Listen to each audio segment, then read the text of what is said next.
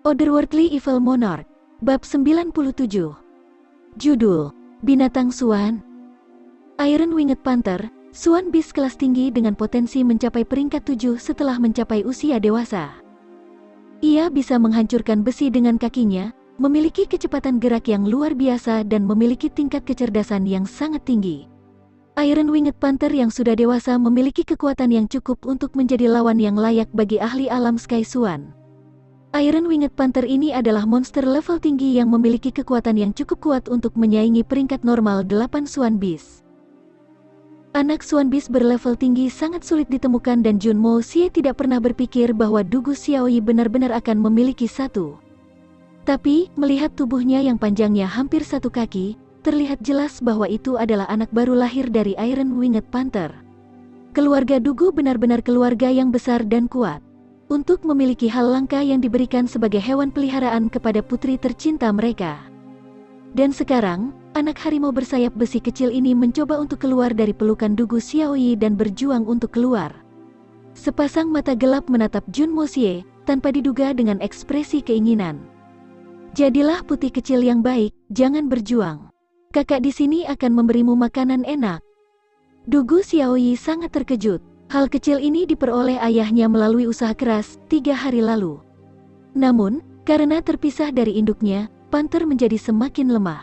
Itu tidak cinta dan selalu hanya bersandar di pelukannya tanpa banyak bergerak. Tapi, bagaimana bisa itu memiliki reaksi yang begitu besar tiba-tiba sampai ingin meninggalkan kenyamanan lengannya? Jadi, dia dipanggil Little White. Junmo Xie melihat sekilas, tersenyum dan memuji. Binatang kecil yang lucu. Junmo Xie tidak terlalu mencintai binatang kecil ini. Kata-kata yang diucapkan dari mulutnya hanya untuk mempertahankan kepura-puraan dan tidak sepenuhnya menarik. Apa yang ingin dia lakukan adalah menemukan keberadaan para pembunuh misterius di sana dan markas operasi serta persembunyian mereka. Saat dia berbalik untuk melihat, Iron Winged Panther kecil itu tiba-tiba mulai berteriak. Gre. Dia sangat cemas dan berjuang tak tertahankan. Itu terus berusaha melepaskan diri dari cengkeraman Dugu Xiaoyi, berjuang keluar. Keempat cakar merah mudanya menggaruk dengan segala upaya untuk menjangkau ke arah Junmo Xie, tuan muda keluarga Jun. Binatang kecil ini sepertinya menyukaimu.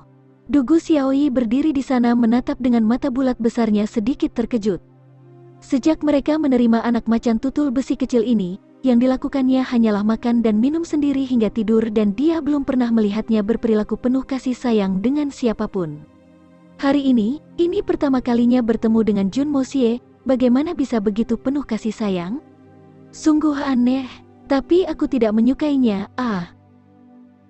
Junmo Xie mengerutkan kening dan menyipitkan mata dan sebagian melihat apa yang disebut binatang Swan tingkat tinggi peringkat 7, tapi sayangnya menggelengkan kepalanya. Tapi sayang, si kecil ini terlalu kecil. Bahkan jika ukurannya 2 kali lipat, itu hampir tidak cukup untuk hanya merebus 1 panci. Dugu Xiaoyi mendengus. Cara Junmo Xie berbicara adalah sesuatu yang tidak dia sukai. Dia ragu-ragu sejenak, hanya untuk melihat bahwa putih kecil ini memiliki keinginan yang ekstrim untuk pergi kepadanya. Akhirnya dia tidak tahan lagi dan memegangi tubuh mungil anak itu. Dia pergi ke hadapan Junmo Xie dan memohon. Baiklah, Little White sangat menyukaimu. Kamu memegangnya sebentar sekarang dan membujuknya untuk membuatnya bahagia. Sebagai imbalannya, aku akan memaafkan kamu karena kamu mengomentari berat badanku sebelumnya. Saat pemisahan antara Junmo Xie dan anaknya menjadi lebih kecil, anak Iron Winged Panther kecil itu tampak lebih bersemangat dan mulutnya benar-benar terbuka. Dia merengek bahagia. Ia mengulurkan cakarnya yang lembut dan lembut ke arah Junmo Xie seperti bagaimana seorang bayi akan mengulurkan tangannya untuk diambil oleh orang dewasa. Matanya menunjukkan kerinduan dan kegembiraan yang lengkap. Ragu-ragu sejenak, Junmo Xie menghela nafas dalam hatinya. Dengan gangguan seperti itu, dia tidak akan bisa melacak ketiga pembunuh itu, tapi tidak ada jalan keluar dari ini. Dia dengan enggan mengulurkan tangannya dan mengambil anaknya. Saat Panther masuk ke lengan Junmo Xie, ia memberikan ekspresi sangat puas dan meregangkan kakinya seperti raja dan menatap sekeliling dengan mengantuk. Ia dengan rakus menghirup udara di sekitar Junmo Xie dan mengeluarkan geraman yang sangat puas dengan lidah merah mudanya yang terlihat. Itu meringkuk di sepanjang lengan Jun Mo Xie dan bertindak seolah-olah dadanya adalah bantal yang indah dan benar-benar langsung tidur. Melihat perilakunya di sini, sepertinya telah membuat rencana jangka panjang untuk tinggal di sini. Dugu Xiaoyi yang berada di samping menatap Jun Mo Xie dengan mata terbelalak dengan mata cantiknya yang besar. Ini, bagaimana ini mungkin? Putih kecil, meskipun kecil, ketika diambil oleh keluarga Dugu, itu diserahkan kepadaku dan hampir mengenali aku sebagai tuannya, meskipun pelatih spesifiknya belum dikenali. Oleh karena itu, bahkan tidak repot-repot melirik orang lain dan Dugu Xiaoyi adalah satu-satunya yang akan siap tanpa terkecuali. Bagaimana bisa bertemu dengan Jun Mo Xie untuk pertama kalinya hari ini namun begitu dekat? Ini terlalu aneh bukan? Faktanya, bahkan Jun Mo Xie merasa masalah ini sangat membingungkan dan berpikir bahwa ada lebih dari masalah ini yang terlihat. Namun, dia tampak tak berdaya pada binatang kecil yang pasti telah membuat rencana jangka panjang untuk tinggal di rumah baru yang dia temukan ini dan kemudian berkata sambil tersenyum. Bukankah Suan Bis hanya akan mengenali satu tuan selama hidupnya? Waktu dan akan setia tak tertandingi? Seekor peringkat 7 Suan Bis berlevel tinggi?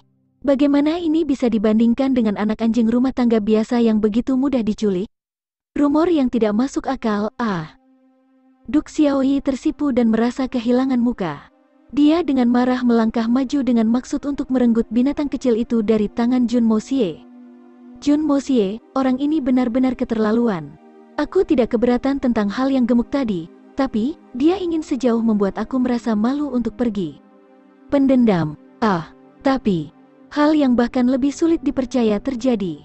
Binatang kecil yang melihat Dugu Xiaoyi meregangkan lengannya untuk mengangkatnya, tiba-tiba menatapnya, matanya penuh permusuhan, mulutnya menggeram berulang kali.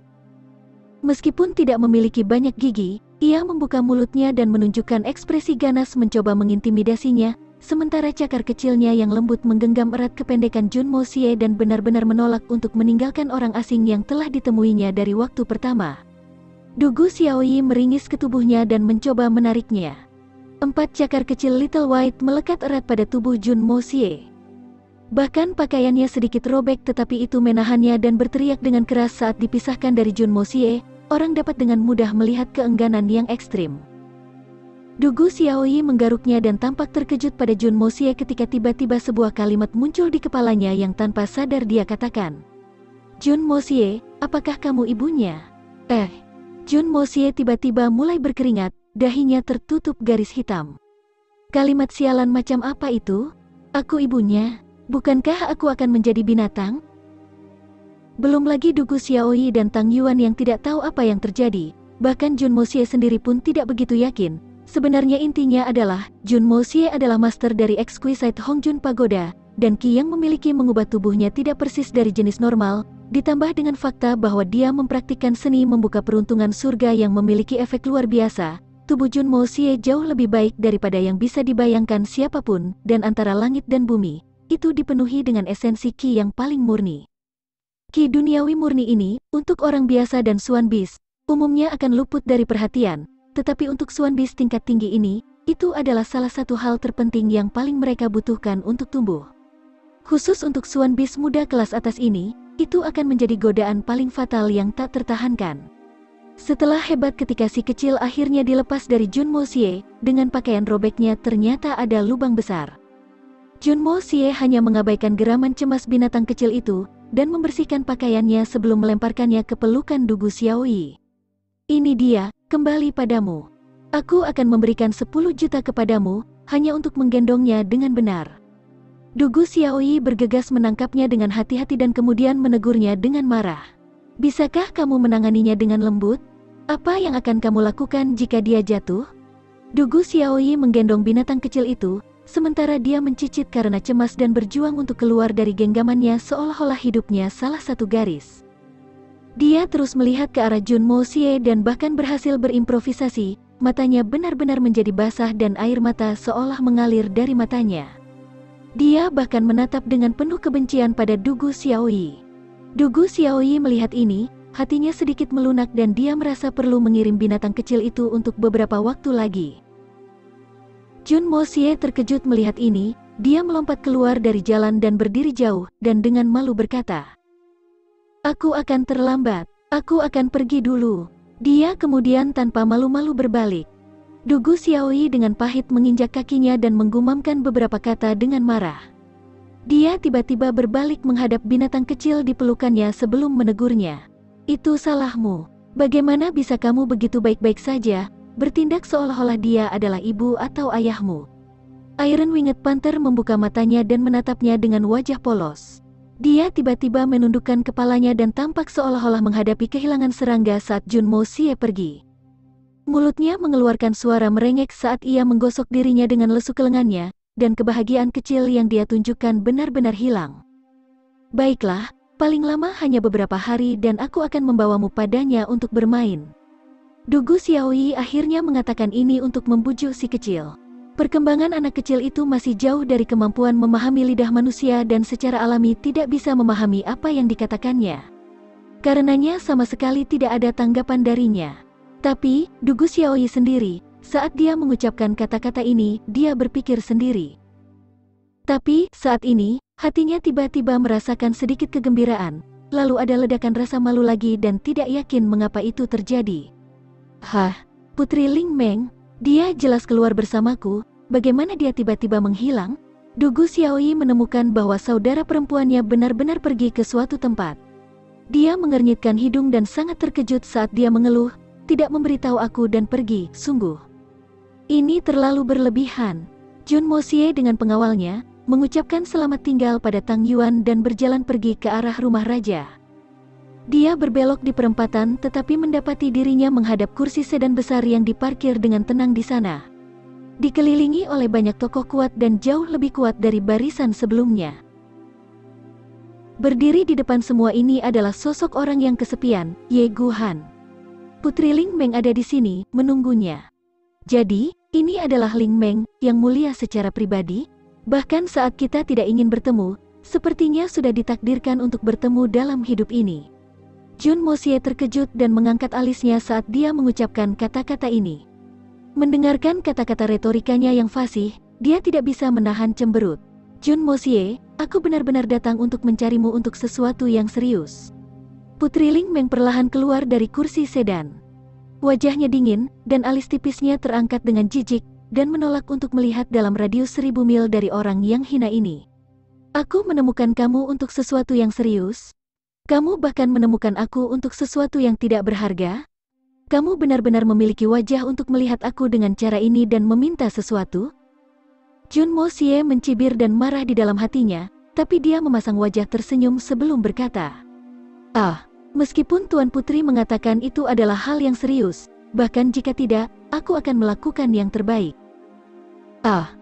Apakah Putri akhirnya akan mulai menanggapi kegilaan aku dan akan meminta aku untuk menjadi pendampingku? Sungguh, tampaknya surga mengasihani aku dan memberikan aku hal-hal yang aku inginkan. Tuhan benar-benar hebat. Dia mengatakan serangkaian omong kosong. Suara Ye Guhan yang dipenuhi dengan niat membunuh terdengar. Beraninya. Kamu berani mengatakan omong kosong seperti itu. Benar-benar lancang. Berani, dan lancang. Junmo Xie balas berteriak.